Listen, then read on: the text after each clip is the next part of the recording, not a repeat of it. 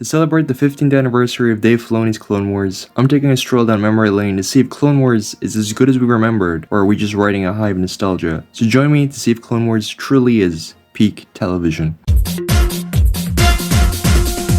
Season 2 of Clone Wars is comprised of 22 episodes with 6 arcs, being the Magic of the Holocron arc, the Return to Geonosis arc, the Seleucami arc, the Mandalore arc, the Attack of the Zillo Beast arc, and the Boba Fett arc, as well as 4 episodic storylines, being Lightsaber Lost, Senate Murders, Cat and Mouse, and Bounty Hunters. Season 2 has some of the best arcs in the entire show. Hell, it might even be a top 3 season. This season also has a subtitle which is for some reason called Rise of the Bounty Hunters, even though only 7 of the 22 episodes from this season are focused on bounty hunters, with the majority of the bounty hunter episodes being a part of the Magic of the Holocron arc and Boba Fett arc. Weird. I suppose it's fitting for this season to open with a Cad Bane focused arc when last season ended with a Cad Bane focused episode. After refusing to obey orders on the battlefield, Ahsoka gets dumped with library duty with none other than Joe Costa, the librarian Jedi from Attack of the Clones. This works as character building for Ahsoka. The two even cross paths multiple times in future episodes. The main plot of the arc is Cad Bane is hired by Sidious himself to steal a holocron from the Jedi archives, but not just any old holocron, the one holocron that contains the listed names of every future Force sensitive child. Jeez, I sure do hope this won't backfire in the future when an evil empire takes over the galaxy and suddenly has a list of names of every future Jedi so they can exterminate them. But I'm sure that won't ever happen. Right? What were we talking about again?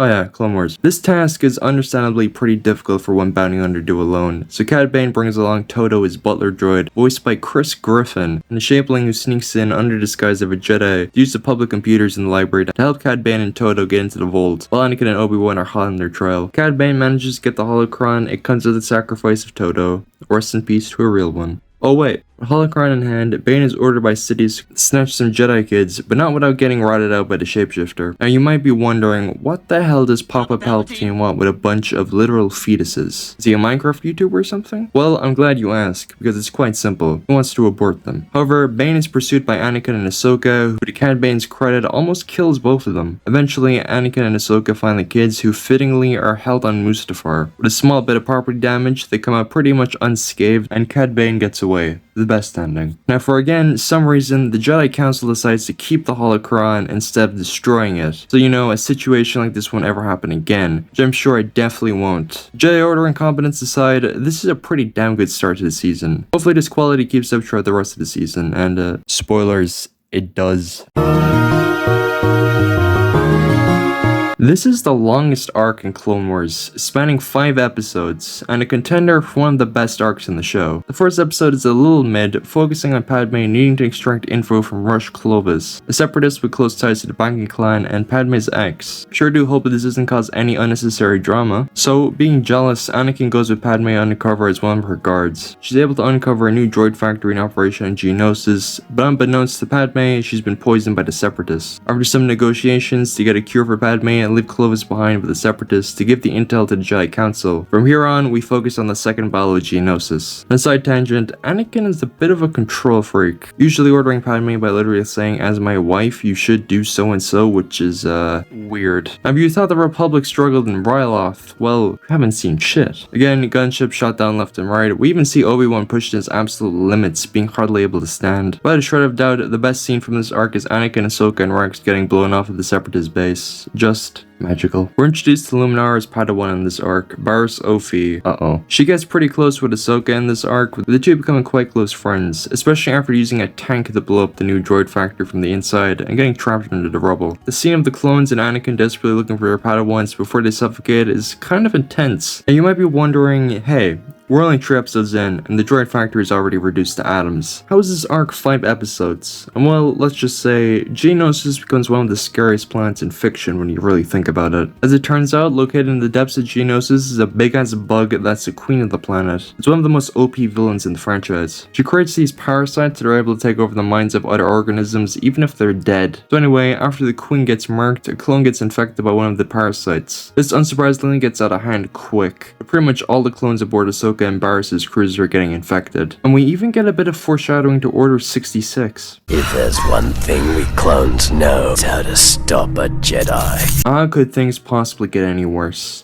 Well, Barriss also gets infected, as their ship makes its way to a medical center. Ahsoka now has become a solid snake and sneak around the ship. It all works out in the end though, with the parasites being unable to survive in cold temperatures, with Ahsoka causing the entire ship to become a freezer. This arc got surprisingly dark towards the end, with Barriss begging for a mercy kill from Ahsoka after getting infected, causing Ahsoka to wonder if she should have killed Barriss instead of possibly risking the parasites infecting the medical center. You know, it does make you wonder what the Queen's end goal was. If the parasites really did contaminate the rest of the Republic, would have 100% foiled Palpatine's plan of creating the Empire, and could have led to a completely different war occurring. A fun little what-if scenario to think about. As I mentioned before, this is one of the strongest arcs in Clone Wars. The fact that it's from the second season really says a lot about the jump in quality from season 1, and the god-forsaken movie. This is the most basic arc of the season. Essentially, Grievous attacks Ekot's Venator, ends up kidnapping him after killing his squad of clones. So Obi-Wan, Anakin, and Eddie Gallia set out to free Ekot after leaving cryptic message. While Anakin and Adi free Ekot, Obi-Wan and Grievous have a one-on-one final destination with items. After Ekot gets free, Grievous dips to Lukamai with the Republic in a hot pursuit. While in the hunt for Grievous, Rex gets sniped, so Kix and Jesse take refuge in a nearby barn to attend to Rex's wounds. Permission from the farmer, of course. Eventually, Kix and Jesse need to return to the front lines, so Rex stays behind to recover when during the night, the farmer's husband returns, who turns out to be a clone called Cut, that deserted from the Republic army after watching his squad get annihilated during the first battle of Geonosis. Over dinner, Rex and Cut have an awkward discussion about political debates. Hell yeah. Shortly after, a group of commando droids crash land in the crop fields, so it's up to Cut and an injured Rex to find off the droids. But the episode has a wholesome ending, with Rex respecting Cut's decision to raise a family instead of spending his life fighting. Oh, and Grievous manages to escape. Kinda forgot this arc began with Grievous kidnapping a Jedi. Again, some pretty good stuff. It shows once again, not every clone wants to spend their life fighting. This is a bit of a weird episode. It starts off with Ahsoka and Anakin stopping by a club in search of an arms dealer, which unsurprisingly goes awry when the goes inside, ending up with Ahsoka getting her lightsaber pickpocketed. So she teams up with Tara Sanoob, who knows a thing or two about the Coruscant underworld. Their trail ends when they find the buyer of Ahsoka's lightsaber, who is mysteriously dead in his own home, with the only suspect being his partner, who, surprise surprise, used Ahsoka's lightsabers to kill him, and with the help of an assailant, escapes from the two Jedi, but ends up getting busted in the end by Ahsoka. It's a fun little episode that calls back to Ahsoka and Joe Costa's friendship from the season premiere. Sanoob even shows up later in the series.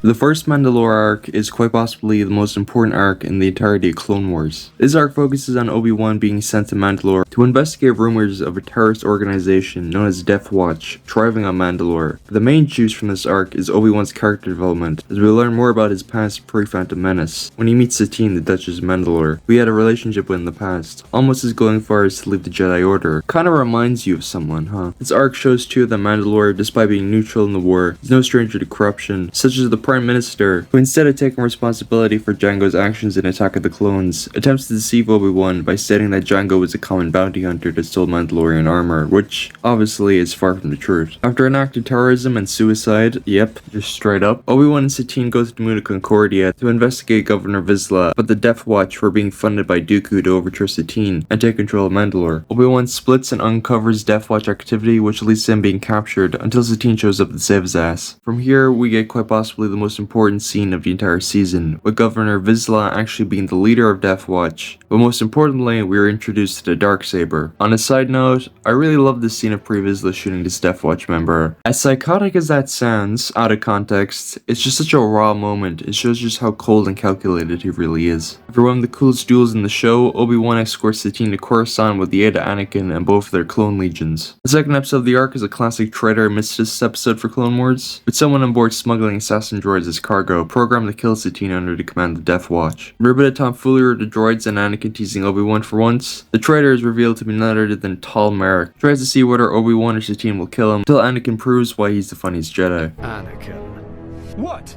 I have 50 million power in Rise of King. In Coruscant, Satine stands before the Senate to discuss the actions of Death Watch and to keep Mandalore out of the war. And out of nowhere, Palpatine busts out an out-of-context clip from Mandalore's deputy minister to gain support for the Republic's occupation of Mandalore. And to make matters even worse, there's an assassin after Satine, framing her for murder. Obi-Wan steps in to get the full context clip to the Senate and protects Satine from getting game-ended, with Dooku pulling separatist support from Death Watch for failing to overthrow the Duchess. This is easily a contender for the best arc of the season, and holds a lot of importance in general towards the lore of the greater Star Wars universe. Honestly, I'm pretty indifferent about this episode, it just kinda happens. A vote is being held by the Senate as to whether or not the Republic should increase spending on the clone army, but unsurprisingly, Padme and her group of senators disagree with this decision. Mysteriously afterwards, Anaconda Far dies from a supposed heart attack, but in reality, he was murdered. This leads Padme and Bail on a rabbit hole, which almost ends with them also getting put 6 feet under. This episode also introduces one of my favorite Clone Wars original characters, the Inspector, voiced by the legendary Tom Kenny. There's just something about the way he goes about doing his work that's amusing, and of course, his voice actor really helps with that. The prime suspect of Far's murder is Senator Bertoni, and this grey guy that's clearly evil, but none of that matters because the man behind the slaughter was in actuality Anaconda's assistant, Lolo Purrs, who killed Anaconda Far because she was upset with how he sided with the Separatists and allowed him to occupy their homeworld of Rhodia. In a way, you almost feel sympathetic towards Lolo as she wanted to vent about her frustrations with Anaconda Far's short-sighted decision-making at the beginning of the Clone War. Until you remember, oh yeah, she killed 2 people. Skill issue, I guess. Well, we're back to focusing on an episode that takes place before the Clone Wars movie. Anakin and the Goat Admiral Yularen make their way to Christophsis to aid Bail Organa and a squad of clones, but are blocked by the best Separatist leader, Admiral Trench. They get a tiny bit overwhelmed until Obi-Wan shows up with a new type of stealth bomber to help the struggle on the surface of Christophsis. This ship is OP as fuck. Not only can it turn invisible, but it also is completely undetectable by scanners while cloaked. Anakin uses this unbalanced ability to his advantage and manages to take down Trench's forces with their own weapons. It's a decent movie prequel episode, but I kinda prefer the hidden enemy just a little bit more. Still, props to this episode for introducing Admiral Trench, the most underutilized ship in the entire franchise. This episode is just an homage to the movie Seven Samurai, which was a massive influence when George Lucas was making the original trilogy. Hell, the first frame of this episode literally says in memory of Akira Kurosawa. The episode focused on Anakin, Ahsoka, and Obi-Wan crash landing on Felucia. With their ship being completely totaled, they agree to help a group of bounty hunters protect the local villagers from a very familiar pirate in exchange for a lift off the planet. The group decides to train the villagers, which at first doesn't go well because look at these guys. But to their credit, they manage to push Hando's crew off the planet. While I haven't watched the source material this episode is paying homage to, this is a pretty good episode. Again, another banger. Banger alert. The arc begins with the Republic launching the Star Wars equivalent of a nuke on the droid army. My lip balm. It killed people. Well, I wouldn't exactly call them people. Which awakens the Zillo Beast, the Star Wars equivalent of Godzilla. Now understandably, the locals want to exterminate this son of a bitch due to a prophecy that predicts the Zillo Beast will wipe out their entire race. But because of space laws, the Republic can't let them kill the Zillo Beast. So Palpatine in his everlasting genius orders the Jedi to bring the Zillo Beast back to Coruscant for studying. Of course, it's a pretty controversial decision, with everyone involved being like, what the fuck. Essentially, Palpatine wants to use the scales to create a new type of armor for the Republic's army, since it's invulnerable to lightsaber slashes and one of the strongest, if not the strongest material in the galaxy, which would give the clones a clear advantage during Order 66. Of course, to no one's surprise, this goes wrong fast. The Zillo Beast breaks free from its constraints after hearing Palpatine give the order to kill the Zillo Beast and goes on a rampage looking for the Senate Man. In a very close battle, the Republic overcomes the Zillo Beast by gassing it. The end of the episode is wild looking back on it, because Palpatine gives the order to clone a Zillo Beast, which would not happen for another 13 years. When all of a sudden in Bad Batch Season 2, the Zillo Beast clone finally shows up. An incredible arc overall, but now let's take a look at the final arc of Season 2. The final arc of the season focuses on Boba Fett, who infiltrates the Republic under the disguise of a clone cadet to exact revenge against Mace Windu for killing his dad. After a failed assassination attempt, Boba hits it big by blowing up the reactor core, causing the Venator to crash on the surface of the nearby planet, where he manages to trap both Anakin and Mace Windu by blowing up Jango's helmet. So R2 and Mace's droid get into some chicanery trying to get help. Meanwhile, Boba, with the help of Bosk Aurra Singh and this guy, yeah, Glup Shido, I guess, captured the survivors from the wreckage as hostages. With the help of R2, Anakin and Mace get rescued and pursue Boba, who dips to Honda's base. Everything goes wrong, but they manage to save the hostages in the end. We even get a down-to-earth speech from Hondo. Great stuff, although the episode ending with Mace telling Boba to basically get over it is, it's not the best way to end the season, and just kinda makes Mace look like a bit of a dick. Also, take note of the Slave One crashing in this arc, because it will become important later in the show. As I mentioned before, this might just be the best Clone Wars season. There's just so many great arcs in individual episodes, although some episodes like Grievous Intrigue, Senate Murders, and Lightsaber Lost are just kind of whatever episodes. I don't hate them and don't even necessarily dislike them, but it's just like, okay, let's move on a bit. Oh, and the Jedi not destroying that one holocron is pretty fucking stupid. Still, I'd give Clone Wars Season 2 a superb 9 out of 10. You know, I wasn't expecting the show to get this good already, especially after how mediocre the first season was. Yes, to be sure, but a welcome one. As I've mentioned enough times throughout this video, Season 2 is quite possibly the best season. Just solid arc after solid arc. So stay tuned for next time when we take a look back on possibly one of the worst seasons of the show, Season 3. Till then, see ya.